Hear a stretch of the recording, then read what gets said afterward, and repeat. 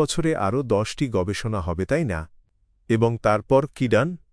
যতক্ষণ না আমরা পরিবর্তন করি এবং এই পরিবর্তন জনমতের উপর ভিত্তি করে।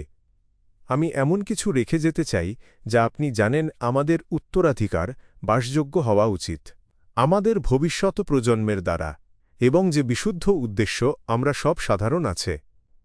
আমরা যদি আমাদের নিজস্ব স্বাস্থ্যের সাথে সংযোগ স্থাপন করতে পারি, আমি মনে করি এটি আমাদের সকলের সম্মিলিতভাবে একসাথে কাজ করার জন্য আরও শক্তিশালী এবং আরও আবেদনময়।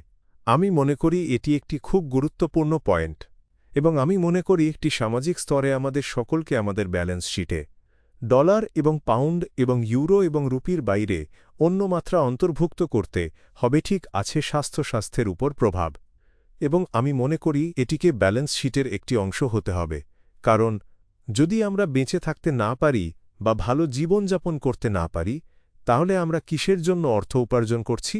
তাহলে বাকি সবকিছু